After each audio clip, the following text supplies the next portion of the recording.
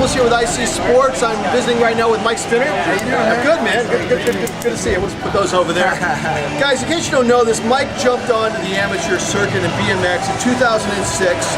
And the first thing he decided to do was this. What was the first one? 720 tail whip. So it's where I spin twice and the bike goes once. It was the first one to do it and the first one to do it at the contest. Unbelievable. I got to ask you, now that was the first thing. Now we're going to talk more about what Mike's done since then, but what was it that, where in your head did you decide to do this? Because no one's done anything like this before. Man, it's cool. Like, I lived at Woodward Camp for a while, which is one of the biggest training facilities in the world. I see it on Fuse all the time. In Pennsylvania. Yeah. So what happened was I'm around with the best pros in the world every single day, but you know, at the same time, I want to just do my own thing. I don't want to copy other people. I don't want to like just do whatever I was doing. I want to do my own thing. So I came up with that. It worked out, and then you have the foam pits, the resis, which are soft, they're padded landings, and then you go for it. But because I mean, the foam pit, you can mess up all you want. All you want on the box. You're in trouble. Yeah, you're done. Now recently, well, beyond that, you've done some other things too. In 07, was that the trick of the year in 07? No, the trick of the year in 07 was the 1080. I was the first one also to pull a 1080 right away, and then I got to pull it at the Dew Tour, get trick of the year. Everything was crazy. What you know, your friends from Camp Woodwork and your people that you compete with, what did they think when they saw this happen? I don't know. I mean, those are like the other pros and stuff that I looked up to all my life. Some congratulated me, some were kind of stressing out, like, oh man, no, we gotta learn new tricks. Oh, dude, yeah, because all of a sudden you raised the bar. Exactly. Obviously, it was one of the hottest tricks of the year.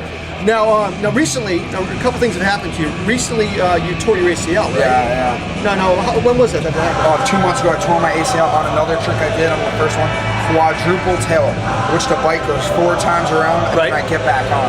Jesus. And well, so what happened? You were on the bike still when it came down? Yeah, when my foot shot out, it went to the right, way too far. I was on the ground screaming, like it hurt. ACL sucks. Yeah, and it was weird, like I stood up, and I'm like, oh, I think I'm fine, and what happened was it just popped out randomly, and I was like, oh man, I had surgery 2 days later. Well, I pushed it. Some people push it off. Yeah. Mine was so bad that I just had to do it. So who's the guy that did your surgery for you? Dr. Chow. He's the guy in California. He's doing it. Everybody's. Really? From football players to Dave Mirra, Travis Pastrana, Tony Hawk. Oh, he's the best guy for icSports. So how are you now? How are you feeling? I'm 2 months in. I'm walking around. I'm riding a bike. Like from point A to point B. I got 2 more months, and then I can start doing my thing again. Would you compete with the knee brace now? I will be next year. I will, because that's definitely the most safe thing. Is that going to hamper you? No, not at all. If anything, will make me stronger. Like I know how I got hurt, but that protects that area. I'm fine. I'll go out there next year even stronger. All right, let's talk about. This is a sport that's wrought with injury, guys. Obviously, you see YouTube clips all the time. Amateurs, pros are always hurting themselves. Professional athletes, a lot of us, you know, we work with people. We have big sponsors. But hey, this is just like anything. If anything, I look at it as safer than other sports for the fact that today I'm going to go out there on the course and push myself. In general, when we ride, I'm going to push myself to my limit. With football players, if I'm the catcher, someone wants to tackle me, that's not up to me. You're going to tackle me, and I'm going to get hurt without wanting it. So you're in a sport where you're in more control than most other sports. 100% control. And you're making the decision. Mistakes happen, but when it goes out to it, when the contest is going on, it's my choice if I want to go for it or not. When you're competing, how much of the adrenaline factor is part of that whole thing, or do you go so in the zone where you lose that? I go into the zone, but at the same time, the way I ride is I try to stay very mellow and calm. Like I do this all the time, but I get real excited with the crowds, the vibe, the riders. This is what we're here to throw it down for. But at the bottom line, like I try to play it smart, safe, smart. So you do that, but you kind of play to the crowd at the same time. 100%. Yeah, because that's your thing. Is of course your fans. You go around. They call it the best feeling in the world. They call your name. You're like, all right, I'm about to be going. Here it comes. When you pull your run, when you do it, everyone starts clapping if you did a good run. And the crowd gets into it. They understand what they're looking for, and then there's names out there that they know.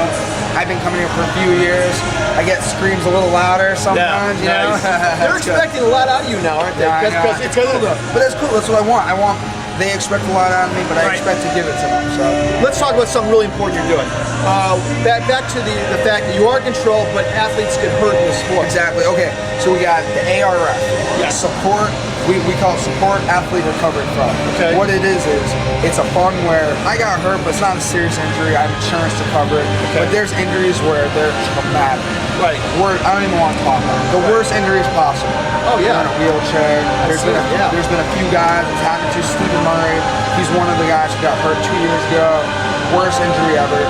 What happens is the Athlete Recovery Fund helps those guys out, so at least we don't have to worry about the financial burden. That's why we're all these things going on. That should be the last. Now, right one. now, there's a website you guys can go to. It's supportarf.com. Supportarf.com. Click the video. Every time you watch this video, another dollar goes into this fund. This is not Ballpark Franks spending money on some kind of PR campaign. They're doing something good with their money, guys. And I tell you, take the 2 minutes and throw your dollar in. You know, make you count. It's cool. Like Ballparks came in to the Dew Tour a few years ago. They weren't really sure how to get into it, and then they teamed up with the Dew Tour. Then they teamed up with me. I've been sponsored with Ballpark for 3 years now, and they want to get more into it. How do we do that, Mike? So you brought up this idea with them? Man, we've talked about so many things, and they're like, "Oh my God, we want to help you guys out. What's one of the strongest that we can do?" And supportarf.com. Check it out. Click the video, and thanks for donating that dollar. Guys, I'm Steve Samblis, icSports with Mike Spinner. Thank you for watching.